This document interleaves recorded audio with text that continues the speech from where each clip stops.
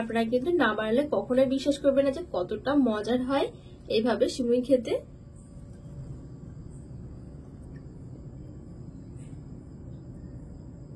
নমস্কার বন্ধুরা, প্রতিদিনের মতো আরো একটা দুর্দান্ত রেসিপি নিয়ে হাজির হয়ে গেছি। আজকে আমি আপনাদেরকে মাত্র 10 টাকা সিমুই দিয়ে দারুণ মজার একটা রেসিপি বানিয়ে দেখাবো।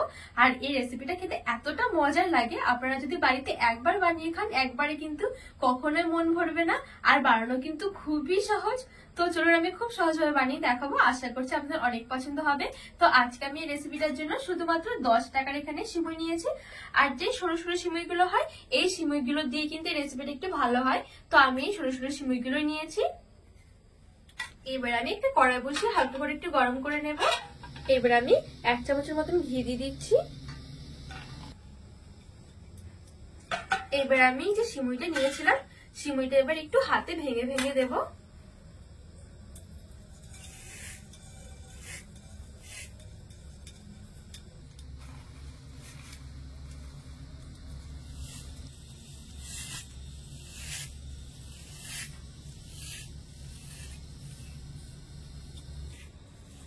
তো এখানে আমি সবটুকু সিমুই দিয়ে দিয়েছি। এবার একদম হালকা আছে একটু ভেজে নেব।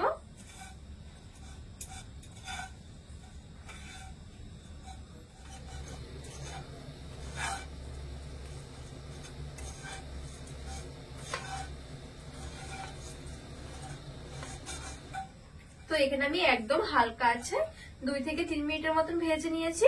এবার আমি এখানে দিয়ে দেবো গুঁড়ো করা চিনি। আর এখানে গুঁড়ো করা চিনিটা দিতে হবে, তাহলে পরে কি খুব সুন্দর করে মিশে যাবে। আর গোটা চিনি দিলে একটু টাইম লাগবে মিশতে, আবার খুব একটা বেশি ভালো হবে না। তো এখানে আমি গুঁড়ো করা চিনি নিয়েছি ঠিক 2 চামচের মতন। আর আমি এখানে 4 টেবিল চামচের মতন গুঁড়ো দুধ নিয়েছি। এবার আমি দিয়ে দিচ্ছি এবং সবকিছু ভালো করে মিশিয়ে নেব।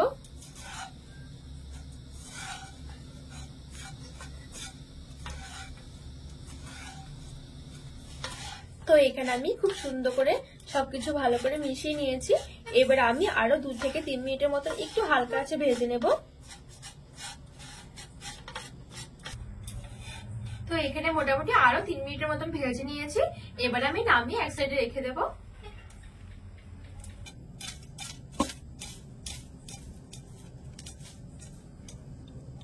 এবার আমি আরেকটা কড়াই বসিয়ে দিয়ে দেবো 500 ml এর মতন দুধ। আর আমি এখানে দুধটা আগে থেকে একটু জাল করে নিয়েছিলাম। এবার আমি দুধটা দিয়ে দিচ্ছি।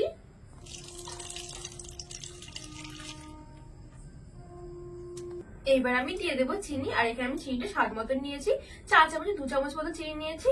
আর এখানে দুধটা আমি আগে থেকে জাল করে নিয়েছিলাম। আর আপনাদের যদি দুধটা কাঁচা হয় সেক্ষেত্রে আগে দুধটা জাল করে নেবেন, তারপরে চিনি দেবেন। তো এবার আমি চিনিটা দিয়ে দিচ্ছি। আর আমি দিয়ে দিচ্ছি এখানে ঠিক 2 চামচের মতন গুঁড়ো দুধ।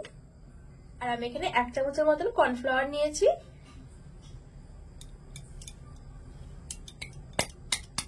আমি সবকিছু ভালো করে মিশিয়ে নেব।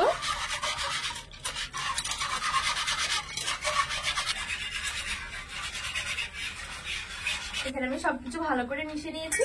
এবার আমি গ্যাসের আঁচটা একদম হালকা রেখে 2 থেকে 3 মিনিটের মতো রান্না করে নেব। আমি সাথে 2টো এলাচ দিয়ে দিলাম, এতে করে সেন্টটাও খুব সুন্দর আসবে। তো সমানে এরকম করে নাড়তে থাকবো। আর আমি 2 থেকে 3 মিনিটের মতো রান্না করে নেবো, একটা ঘন একটা ভাব আসা পর্যন্ত। তো এখানে আমি 2 থেকে 3 মিনিটের মতো খুব সুন্দর করে রান্না করে নিয়েছি। আর এখন কিন্তু অনেকটা পুরো ঘন হয়ে গেছে। তো এর বেশি কিন্তু আমি আর ঘন করব না। এবার আমি নামিয়ে নেব। এবার আমি এখানে একটা কাঁচের বাটি নিয়েছি। কাঁচের বাটি না থাকলে যে কোনো রকমের বাটি হলে কিন্তু হবে। তো এবার আমি এখানে বাটির মধ্যে যে আমি আগে সিমুইটা ভেজে রেখেছিলাম, এবার এই সিমুইটা দিয়ে দেব।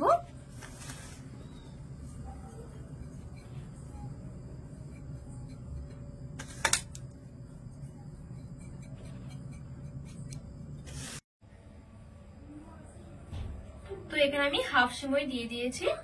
এবার যে আমি এখানে রান্না করে রেখেছিলাম, এবার আমি এটা দিয়ে দেব।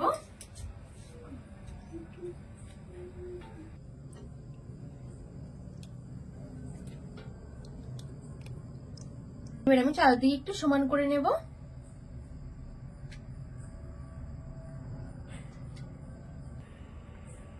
এবার আমি বাদবাকি সিমুইটা উপর দিয়ে দেব।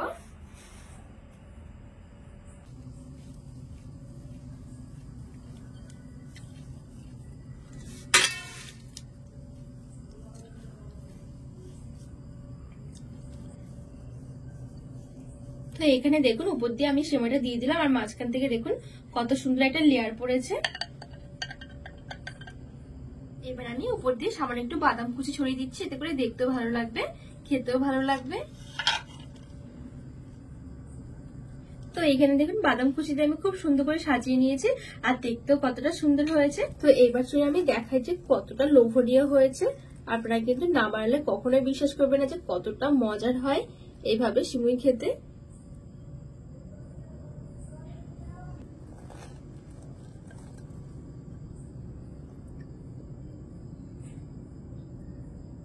তো বন্ধুরা আজকের রেসিপিটি কেমন লেগেছে অবশ্যই কিন্তু কমেন্ট করে জানাবেন। আর আপনারা অবশ্যই এইভাবে একবার বাড়িতে বানিয়ে দেখবেন, খুবই সুন্দর হয় খেতে। তো রেসিপিটি ভালো লাগলে চ্যানেলটিকে সাবস্ক্রাইব করে পাশে থাকার অনুরোধ রইল।